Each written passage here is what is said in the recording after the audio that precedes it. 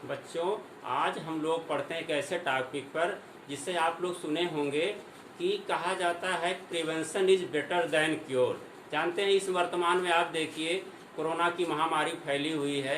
इसके पहले भी तमाम महामारियां आई, हम लोग उससे निजात पाए हैं। तो ये भी धीरे धीरे हम लोग सब सावधानी रखेंगे तो सही ट्रीटमेंट करेंगे, सब लोग स्वस्थ हो जाएंगे। तो आज हम लोग इस बीमारी से बचने के लिए कुछ ऐसे तरीके अपनाते हैं जिससे हम लोग निरोग रहें, हमें बीमारी हो ही न। तो उसके लिए हम लोग क्या करते हैं, अपनी इम्यूनिटी पावर, अपनी शरीर की प्रतिरोधक क्षमता को कैसे बढ़ाएं जिससे हमको बीमारी का प्रभाव कम से कम हो या हम बीमारी से बचे रहें। अपने शरीर को इतना स्ट्रांग हम बनाएं जिससे इस बीमारी से हमको या कोई बीमारी हमें आपको टच न कर पाए, हम आप स्वस्थ और निरोग रहें। इसको हम लोग एक टर्म देते हैं इम्यूनिटी बूस्टर। इम्यूनिटी बूस्टर क्या चीज़ है, यानी हमारे शरीर की प्रतिरोधक क्षमता बढ़ाने के जो कारक हैं, कौन कौन से कारक हैं कि हम उसको इस्तेमाल करके अपने शरीर की प्रतिरोधक क्षमता को बढ़ा सकते हैं। तो हम लोग उसी के बारे में आज चर्चा करते हैं। तो शरीर प्रतिरोधक क्षमता या इम्यूनिटी बूस्टर होता है, पहले जान लें इम्यूनिटी क्या होती है। इम्यूनिटी एक प्रकार के देखा जाए हमारी कोशिकाओं का एक जटिल संग्रह है। कोशिकाओं के अंदर इस प्रकार के रसायनों का जटिल संग्रह होता है जो कि हमारे शरीर के ऊपर प्रभावित करने वाले जो रोग कारक होते हैं, पैथोजेंस होते हैं, जैसे हमारे विषाणु हैं, जीवाणु हैं, फफूंदी हैं, प्रोटोजोआ हैं, वो उनका प्रभाव हमारे शरीर के ऊपर नहीं होता है। उसी का हम लोग इम्यूनिटी या रोग प्रतिरोधक क्षमता के नाम से जानते हैं। तो रोग प्रतिरोधक क्षमता कैसे बढ़ती है, इस पर हम लोग चर्चा करते हैं। इसके लिए मुख्य रूप से हमारे पास 3 विकल्प होते हैं जिससे हम आप स्वस्थ और निरोग रह सकते हैं। तो विकल्प कौन कौन से हैं? नंबर 1 होता है कि हमारा जो फूड होना चाहिए, हमारा जो भोजन होना चाहिए वो पौष्टिक होना चाहिए। पूर्ण रूप से पौष्टिक भोजन लेंगे, पौष्टिक आहार हमारा होना चाहिए। दूसरा है कि हमें इनफ निद्रा यानी संपूर्ण निद्रा, हमें नींद भी अच्छी लेनी चाहिए जितनी नींद आवश्यकता होती है। कहा जाता है कि सामान्य आदमी को करीब 6 घंटे सोना चाहिए, लेकिन कम से कम आप 7 से 8 घंटे नींद लेते हैं तो हमारी नींद पूरी होती है। इसको कहते हैं इनफ स्लीपिंग, यानी हम पर्याप्त निद्रा लें। और तीसरी है कि योग और प्राणायाम करें। तो ये तीनों चीज़ें अगर हम अपनाते हैं तो अपने शरीर की इम्यूनिटी पावर को बढ़ा सकते हैं। देखिए नंबर 1 पर हम लोग कहते हैं nutritious food. Nutritious food number 1 पर होता है nutritious food. Food nutritious food में क्या होता है जानते हैं कि हम लोग ऐसा भोजन ग्रहण करें जिससे हमें शरीर के अंदर ऐसी ताकत, ऐसी क्षमता पैदा हो जाए कि हमें आपकी कोई बीमारी या पैथोजन जो होते हैं वो हमें कोई नुकसान न पहुंचा पाएँ। तो उसमें देखिए नंबर 1 पर हम लोग देखें तो आप जानते हो विटामिन सब लोग पढ़े हैं, जिसके पहले पढ़ा चुके हैं। विटामिन क्या होती है? विटामिन एक प्रकार का कार्बनिक पदार्थ होता है जो हमें तमाम माध्यमों से, सब्जी, फल और दूध, तमाम चीज़ों से हमें प्राप्त होता है और उसकी सूक्ष्म मात्रा में आवश्यकता होती है जिससे हमारे शरीर का कार्य जो सुचारू रूप से चलता रहता है। अगर उस विटामिन की कोई कमी हो जाती है तो हम तमाम बीमारियों से ग्रसित हो जाते हैं। तो उसके लिए देखिए सबसे अधिक देखा जाए तो हमारी इम्यूनिटी बढ़ाने वाली जो विटामिन होती हैं, विटामिन ए है, विटामिन सी और विटामिन ई होती है। और इसके अलावा सेलेनियम है आपका, ये भी जो होता है हमारी इम्यूनिटी पावर को बढ़ाता है। तो सबसे पहले हम लोग देखते हैं विटामिन सी जो होता है, ये हमारे शरीर की इम्यूनिटी पावर बहुत बढ़ाने में बहुत ही बड़ा योगदान होता है। तो विटामिन सी हमको कैसे लेना है, उसके स्रोत क्या क्या है हमारे पास जानते हैं। हम लोग सभी लोग खाद्य पदार्थों में इस्तेमाल करते हैं। विटामिन सी के स्रोत देखा जाए तो सबसे अधिक विटामिन सी पाया जाता है, एक होता है बारबेडास चेरी। बारबेडास चेरी का नाम सब लोग शायद सुने होंगे लेकिन यहाँ पर उपलब्ध नहीं होती है। तो वो सबसे अधिक विटामिन सी इसी में पाया जाता है, लेकिन ये जो उपलब्धता नहीं है इसको हम लोग इस्तेमाल नहीं कर सकते हैं। तो विटामिन सी का सबसे बड़ा स्रोत हमारा क्या है कि आंवला है। देखा जाए तो उसमें करीब 900 मिलीग्राम जो होती है विटामिन सी होती है। उसके बाद अमरूद है और फिर हमारे संतरा है, फिर उसके बाद 63 mg करीब जो होता है हमारे नींबू में भी होता है। तो अगर हम डेली विटामिन सी का स्रोत लेते रहें, चाहे आंवला किसी रूप में लें, चाहे संतरा, चाहे आप नारंगी लेते रहें, या कुछ नहीं मिल रहा तो नींबू आराम से उपलब्ध होता है 12 महीने। अगर आप एक नींबू डेली इस्तेमाल करते हैं तो विटामिन सी की आप जितनी रिक्वायरमेंट है शरीर पूरी होती रहेगी और आप जो है बीमारियों से लड़ने की क्षमता आपके शरीर के अंदर पैदा होती रहती है। विटामिन सी जानते क्या करते हैं, हमारे शरीर के अंदर क्या होता है, एक प्रकार के रक्त कण होते हैं, जानते हैं WBC, RBC से कहते हैं, लाल रक्त कणिकाएं, श्वेत रक्त कणिकाएं होती हैं, प्लेटलेट्स होता है, प्लाज्मा होता है।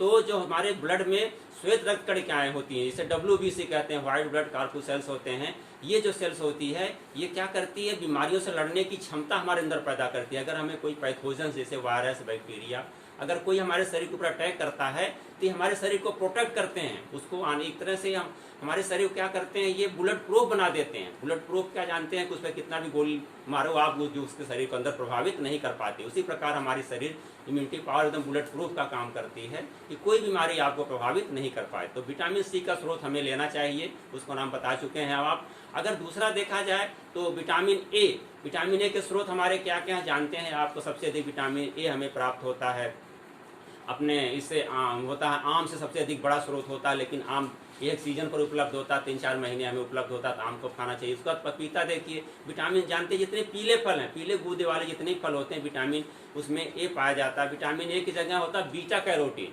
वो बाद बीटा कैरोटीन प्रिकर्सर होता है, ये कन्वर्ट हो जाता है विटामिन ए में। 2 मालिक जो होता है, एक बीटा कैरोटीन जो कन्वर्ट होता है तो 2 मालिक्यूल जो होता है विटामिन ए के बनते हैं। तो विटामिन ए का स्रोत देखिए आम हो गया, पपीता हो गया, आपका ये हो गया, आपका बेल हो गया, और जितने पीले सब्जियां हमारी हैं, जैसे आपके देखिए पंपकिन वगैरह हैं, ये भी पीले होते हैं, तो उसमें भी विटामिन ए पाए जाते हैं। उसके अलावा हमारी जो होती पत्तियां होती हैं, तो हम पालक, चौलाई, लीफ, इसमें भी कैरोटीन पाया जाता है बहुत मात्रा में, ये भी हमारे जो है इम्यूनिटी पावर को बढ़ाता है। इसमें पपाया। इसके अलावा देखिए हम अगली सब्जी देखते हैं तो स्पाइनेच जानते हैं क्या होता है कि पालक होती है, पालक में जानते हैं उसमें तमाम प्रकार की विटामिन पाई जाती हैं। पालक में कैरोटीन बहुत अधिक मात्रा में पाया जाता है और विटामिन सी पाया जाता है, लेकिन उसको हल्की आंच में जब बॉयल करेंगे तभी उसकी विटामिन सी प्राप्त हो पाती है। कैरोटीन तो हमें मिल जाता है, कैरोटीन काफ़ी मात्रा पाई जाती है पालक में। अगर हम पालक को इस्तेमाल करते रहें तो भी हमें जो होती हैं उसमें आयरन भी मिलता है और ये विटामिन सी मिलती है और कैरोटीन भी मिलता है। तो उसको जो होता है पालक इस्तेमाल करेंगे तो हमारी इम्यूनिटी बढ़ाने में बहुत बड़ा सहायता प्रदान करता है। उसके अलावा एक सब्जी होती है ब्रोकली का नाम आप लोग सुने होंगे लेकिन देखे भी होंगे शायद, अपने यहाँ कम होती है।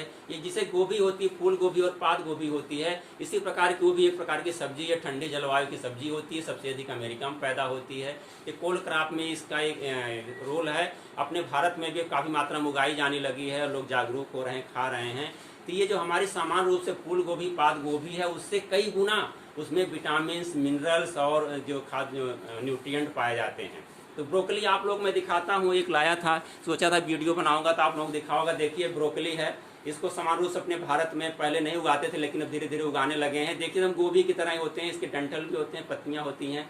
तो ब्रोकली में जो क्या विशेषता हम इसकी बताते हैं, इसमें विटामिन ए, विटामिन बी और विटामिन सी पर्याप्त मात्रा में पाई जाती है और आयरन भी बहुत पाया जाता है। जितने न्यूट्रिएंट है इसमें सामान्य गोभी की तुलना में कई गुना इसमें जो होते हैं विटामिन ए, सी और बी, ई, आयरन बहुत अधिक मात्रा में पाए जाते हैं। तो हमारे स्वास्थ्य के लिए बहुत ही अच्छी होती है। और इसमें तमाम पॉलीफिनॉल इसमें पाए जाते हैं, ग्लाइको जो होते हैं पाए जाते हैं, तमाम केमिकल्स पाए जाते हैं, ग्लूकोसाइड पाया जाता है जो कि हमारे स्वास्थ्य के लिए बहुत ही अच्छा होता है। ये इसमें एंटीऑक्सीडेंट का काम करता है। ये उसके अलावा ये हमारे शरीर को इसमें एक प्रकार का केमिकल पाया जाता है, कहते हैं कि एंटी कार्सिनिक, यानी कैंसर को रोकने की क्षमता भी इसके अंदर है। ये तो बहुत गुणकारी होती है, अभी थोड़ी महंगी होती है, लेकिन ये अगर आप इस्तेमाल करते हैं तो आपकी इम्यूनिटी पावर बहुत अच्छी हो जाती है।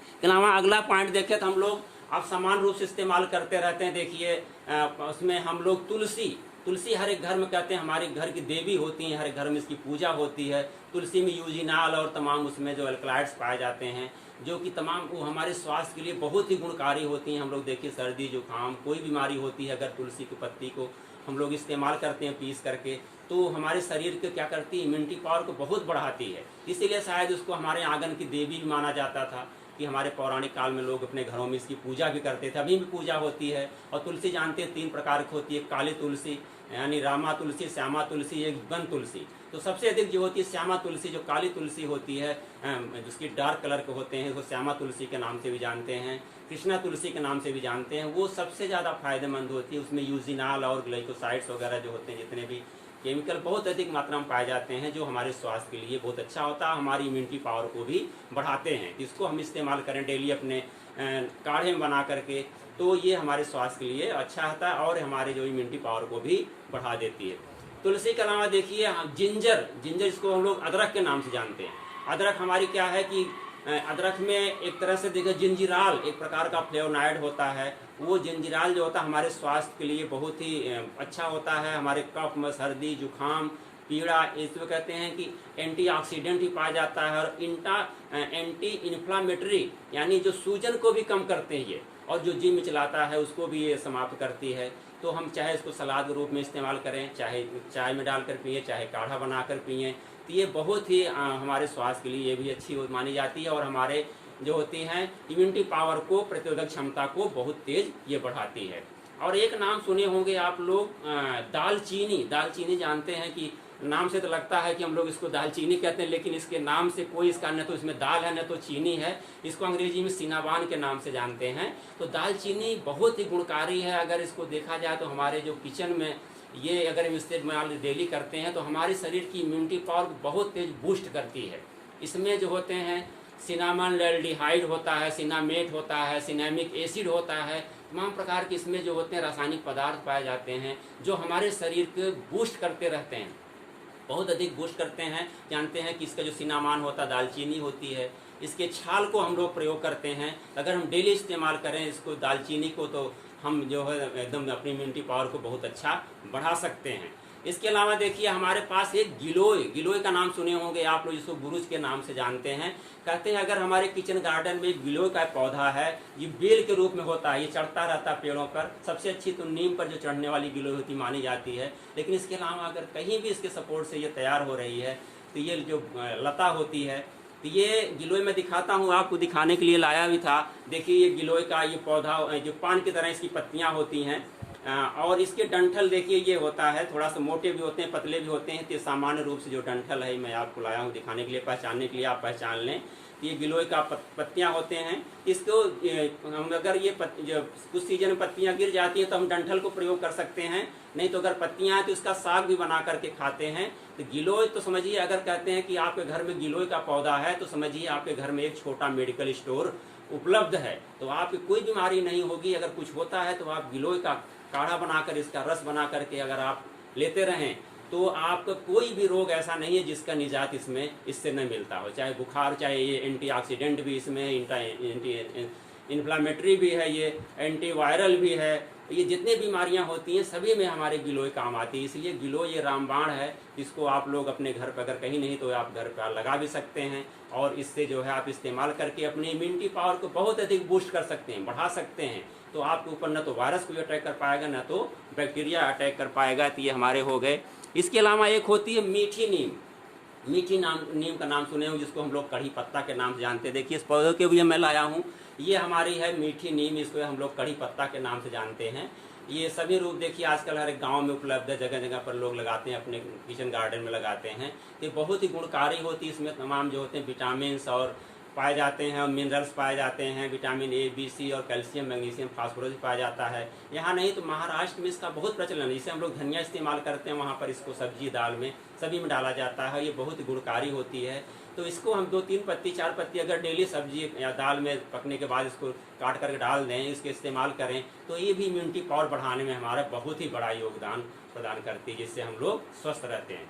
इसके अलावा देखिए और एक होता है, इसे ड्राई फ्रूट में सबसे अधिक अगर इम्यूनिटी पावर बढ़ाने वाली हमारी चीज़ है, आपको बताया था अभी, विटामिन ई जो होता है। विटामिन ई सबसे अधिक देखिए जो हमारा बादाम है, जिसको हम लोग आलमंड के नाम से जानते हैं, इसमें सबसे अधिक विटामिन जो होते हैं विटामिन ई और omega fatty acid, vitamin E और omega fatty acid, omega fatty acid जो होता पाया जाता है। इसके अलावा इसमें अगर बादाम के हम कंपोजिशन देखें तो 20% करीब इसमें जो होता है प्रोटीन पाया जाता है, और 59% फैट पाया जाता है। लेकिन इसकी और जो मेन गुण होते हैं, इसका जो फैट होता है, ओमेगा फैटी एसिड पाए जाते हैं, जो हमारे बॉडी के लिए बहुत ही फायदेमंद होते हैं।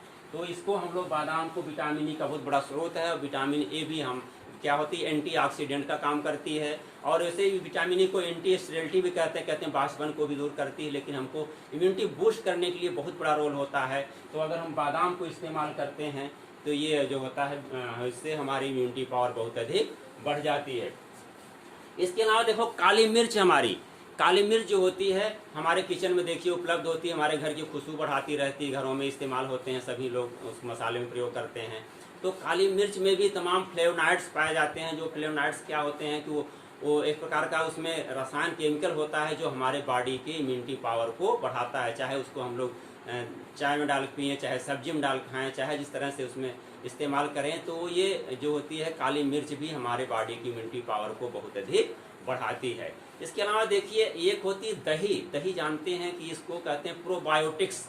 दही में जानते हैं कि आप दूध उबालने के बाद ठंडा हो जाता है तो उसमें 2-3% जो होता है जामन या कल्चर मिला देते हैं। तो कल्चर में जानते हैं क्या होता है, जीवाणु होते हैं, बैक्टीरिया होते हैं। बैक्टीरिया का नाम ही बता दूं आपको, लैक्टोबैसिलस वल्गैरिकस होता है, जीवाणु होता है, स्ट्रेप्टोकोकस लैक्टिस होता है, स्ट्रेप्टोकोकस क्रिमोरिस होता है। ये जीवाणु जो होते हैं क्या करते हैं, दूध को कन्वर्ट करते हैं दही में। तो दूध में जानते हैं हमारा लैक्टोज पाया जाता है, लैक्टोज को हम लोग लैक्टिक एसिड में चेंज कर देते हैं। तो दही में जो हमारे प्रोबायोटिक्स हैं, जो हमें जिसमें दही से हमें प्रोटीन मिलता है, जैसे दूध में होता है केसिन प्रोटीन पाया जाता है, कैल्शियम केसिनेट होता है, वो बाद में दही जो होती है कन्वर्ट कर, दही में जो होता है जब कन्वर्ट होता है कैल्शियम तो बहुत आसानी से उपलब्ध हो जाता है और हमारे शरीर के अंदर बहुत आसानी से डाइजेस्ट हो जाता है। और ये जो होते हैं प्रोबायोटिक्स होते हैं हमारे शरीर की इम्यूनिटी पावर को बढ़ाते हैं। इसमें जो जीवाणु मौजूद होते हैं हमारे स्वास्थ्य के लिए, हमारे पेट के लिए जानते हैं कि दही हम लोग इस्तेमाल करते हैं। अगर किसी का पेट कोई प्रॉब्लम है तो दही इस्तेमाल करिए तो आपका पेट सही रहता है। तो डेली अगर आप एक कटोरी दही खा रहे हैं तो आपकी इम्यूनिटी पावर बहुत तेज बूस्ट होगी। इसके अलावा हमारे पास देखिए और ये होती ग्रीन टी। ग्रीन टी जानते हैं क्या होती है कि इसको कहते हैं, आज के ग्रीन टी का प्रचलन है। लोग समान रूप से जो चाय पीते हैं ब्लैक टी पीते रहते हैं। तो ग्रीन टी क्या होती है, यही टी होती है। कैमेलिया जो होता है ये इसका वैज्ञानिक जीनस है। तो जो चाय होती है इसे चाय की पत्तियां ही होती हैं जो हम लोग समान रूप से चाय प्रयोग करें। देखिए ब्राउन या डार्क ब्राउन या ब्लैक कलर की होती है, उसकी प्रोसेसिंग करते हैं। वो प्रोसेसिंग करने से क्या होते हैं, उसमें ऑक्सीडाइज हो जाते हैं, जो न्यूट्रिएंट होते हैं वो हमें उपलब्ध नहीं हो पाते। इसमें टैनिन कैफीन वगैरह की मात्रा बहुत बढ़ जाती है जो हमारे स्वास्थ्य के लिए अच्छी नहीं मानी जाती है। तो जो इसको हमारी ग्रीन टी होती है वही होती है, लेकिन इसकी पत्तियों क्या करते हैं, हल्का सी स्टीम देते हैं जिसमें फर्मेंटेशन नहीं होता है। इसके जो न्यूट्रिएंट होते हैं हमें पूर्ण रूप से प्राप्त हो जाते हैं। तो प्राप्त होने से जो होता है ये हमारे जो होते हैं बॉडी की इम्यूनिटी पावर को बढ़ाते हैं। इसमें एक प्रकार का केमिकल पाया जाता है, बताएं बहुत इंपॉर्टेंट है ये केमिकल जो होता है ग्रीन टी में।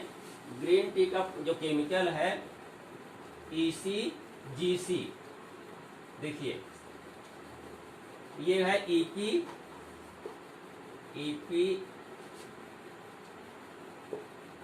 गैले, EG है, EGCG है ये, EP गैलो कैटाइचिन गैलेट, EP गैलो कैटाइचिन गैलेट। ये केमिकल ECGC जो केमिकल है ये ग्रीन टी में पाया जाता है। तो ग्रीन टी की विशेषता होती है, क्या होता है, ये बायोफ्लेवोनॉइड होता है। ये हमारे शरीर में इम्यूनिटी पावर को बहुत तेज बढ़ाता है और बताते हैं ये कैंसर रोकने की भी क्षमता इसके अंतर्गत होती है। एंटी कार्सेनिक भी होता है, एंटीऑक्सीडेंट तो है ही है और हमारी इम्यूनिटी पावर को बूस्ट करता है। एंटीऑक्सीडेंट हम आपको बार बार बता रहे हैं लेकिन आप शायद जानते भी होंगे, नहीं तो थोड़ा सा बता दें। एंटीऑक्सीडेंट वो चीज़ होती है जो हमारे शरीर में तमाम उपापचय क्रियाएं होती रहती हैं। उस उपापचय क्रियाओं को क्या करता है, जो तमाम प्रकार के रेडिकल्स उसमें जो रासायनिक तत्व निकलते हैं वो हमारे शरीर की कोशिकाओं को डिजनरेट करते हैं, उसको नष्ट करते हैं। तो जो होता है एंटीऑक्सीडेंट होता है ये उनको न्यूट्रलाइज कर देता है, उदासीन कर देता है। तो जो एंटीऑक्सीडेंट जो होता है वो इसमें पाया जाता है ग्रीन टी में। ये उसके जो मेन केमिकल देखा जाए तो चाय में कैफीन भी पाया जाता है थोड़ी मात्रा में, लेकिन जो सामान्य चाय की तुलना में कैफीन की मात्रा जो होती है ग्रीन टी में बहुत नाम मात्र की पाई जाती है और टैनिन भी पाया जाता है इसमें, लेकिन बहुत थोड़ी मात्रा में। इसलिए कहते हैं खाना खाने के 1 घंटे पहले या 1 घंटे बाद तक चाय नहीं पीना चाहिए, क्योंकि जो टैनिन पाया जाता है इसमें, टैनिन होता है क्या करता है, जो आयरन का एब्जॉर्प्शन होता है हमारे शरीर में उसको क्या करते हैं, अवरोध पैदा कर देता है। इसलिए कहते हैं चाय कभी पीना हो तो खाने 1 घंटे पहले 1 घंटे बाद पीना चाहिए, नहीं तो जो आयरन की उपलब्धता हमारे भोजन हम ग्रहण कर रहे हैं उसमें जो आयरन उपलब्ध है हमारी बॉडी को एब्जॉर्ब होने में जो होता है बाधक होता है, जो टैनिन होता है। और ये तो EG जो होता है, EGCG जो होता है ये हमारे शरीर के लिए बहुत अच्छा माना जाता है। तो या इसके अलावा देखिए हमारा है गार्लिक। गार्लिक सभी लोग जानते होंगे, लहसुन जिसको कहते हैं, गार्लिक को अगर हम घर का वैद्य कहें तो इसमें कोई अतिशयोक्ति नहीं होगी। गार्लिक में देखिए जो रसायन पाया जाता होता है एलिसिन है, डाई सल्फाइड होता है, ट्राई सल्फाइड होता है। तो तमाम प्रकार के सल्फर जो होते हैं कंपाउंड इसमें पाए जाते हैं। एलिसिन जो होता है मुख्य रूप से हमारे लहसुन पाया जाता है, और ये हमारी बॉडी की इम्यूनिटी पावर को बढ़ाने में बहुत ही बड़ा सहयोग होता है। हमारे ब्लड को भी ये क्या कहते हैं, ब्लड प्रेशर को भी जो है नियंत्रित करता है। जो हमारी आर्टरी जो होती हैं, धमनियाँ होती हैं, बहुत कड़ी हो जाती हैं, उसको भी ये साफ रखता है।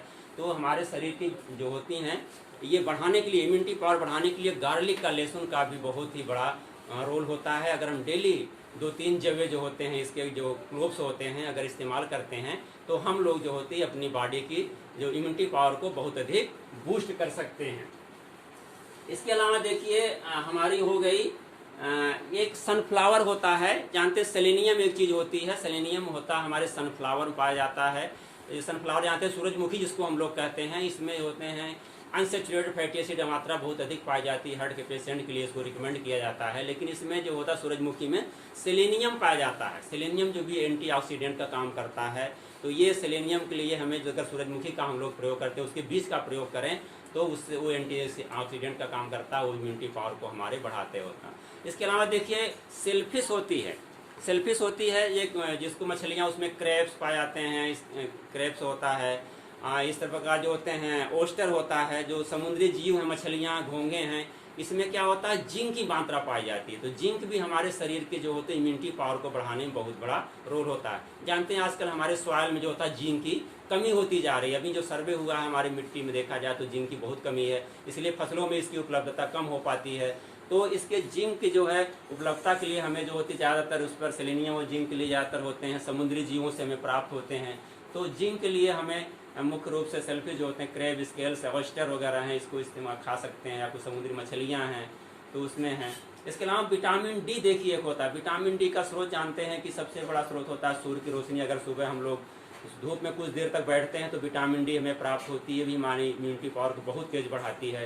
विटामिन डी के और स्रोत हमारे हैं, दूध है, अंडा है, और जो मछली के लीवर से जो तेल प्राप्त होता है उसमें विटामिन डी की मात्रा पाती है। विटामिन डी की मात्रा भी जो होती है हमारे शरीर की इम्यूनिटी पावर को बहुत तेज बूस्ट करती है, तो इससे हम लोग स्वस्थ और निरोग रहें।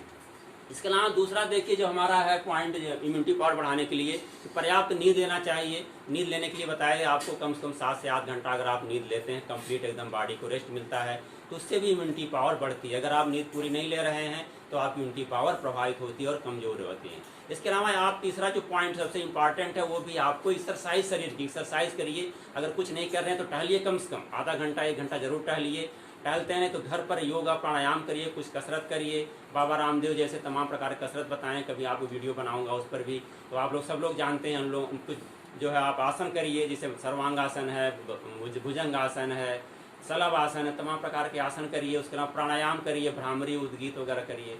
तो इससे करने से भी हमारी शरीर की इम्यूनिटी पावर बढ़ती है। इसके अलावा अपनी जो सोच होती है वो क्या होता है, हमेशा पॉजिटिव रखिए। सकारात्मक सोच रखने से भी हमारी इम्यूनिटी पावर बहुत बढ़ती है। अगर आप चिंतित रहेंगे, तमाम प्रकार से भयभीत रहेंगे, डरे रहेंगे, तो हमारी इम्यूनिटी पावर भी कमज़ोर होती है। इसीलिए हम लोग हमेशा अच्छा खाएं, अच्छी नींद लें और एक्सरसाइज करें और पॉजिटिव अपनी सोच रखें, जिससे अपनी बॉडी की इम्यूनिटी पावर को एकदम बुलेट प्रूफ बना दें, अपने बॉडी को बुलेट प्रूफ बना दें, जिससे कभी भी कोई वायरस, जीवाणु और फफूंदी या कोई प्रोटोजोआ अटैक करता है तो वो अपने आप जो टकरा करके नष्ट हो सकता है। इसलिए आप अपने आप को इतना स्ट्रांग अंदर से बनाइए कि आपको कोई पैथोजेंस, कोई भी रोग कारक जो होता है आपको प्रभावित नहीं कर पावे। तो हमारी शुभकामनाएं हैं, आप लोग सब लोग स्वस्थ रहें और इस महामारी से भी आप सभी लोग निजात पाएंगे। ये समय है हमेशा परिवर्तित होता रहता है, इसलिए ज़्यादा चिंतित होने की आवश्यकता नहीं है। लेकिन अपनी सुरक्षा, अपनी इम्यूनिटी पावर को बढ़ाइए खूब, और जिससे आप स्वस्थ रहें, निरोग रहें। और इसी के साथ हम क्लास को समाप्त करते हैं। धन्यवाद।